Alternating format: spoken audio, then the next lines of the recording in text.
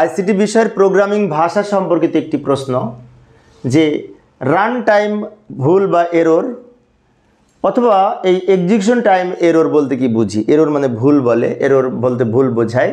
তো এই ক্ষেত্রে প্রোগ্রাম রান করার সময় যদি ডেটা ইনপুট দিতে আমাদের ভুল হয়, তাহলে সেক্ষেত্রে যে ভুল মেসেজ পাঠায় এই ধরনের ভুলকে বলা হয় রান টাইম এরর। বা রান করতে যে আমাদের যে ভুলগুলি সংঘটিত হয়, যেমন লক্ষ্য করি প্রোগ্রামের ভুল ডেটা ইনপুট দিলে বা ডেটার ফরম্যাট ঠিক না থাকলে এই কম্পিউটার এরর মেসেজ পাঠায়। এই ধরনের ভুলকে রান টাইম এরর বলে। যেমন একটা উদাহরণ দিই আমি, তাহলে আরও ভালো বুঝতে পারবো। 0 দিয়ে কোনো সংখ্যাকে ভাগ করা যায় না, তাহলে আমি যদি 0/2 দিই তাহলে নিশ্চয়ই এটা এক ধরনের বিশেষ করে এই রান টাইম এরর হবে। এবং ঋণাত্মক সংখ্যার বর্গমূল নির্ণয় করা যায় না, তো বর্গমূল নির্ণয় করার সময় কোনো প্রোগ্রাম তৈরি করেছি, আমি ঋণাত্মক সংখ্যা দিলাম। এই জাতীয় ভুল যেগুলি ভুল ডেটা প্রদানের জন্য যেগুলি ভুল হয় সেগুলিকে রান টাইম এরর বলে।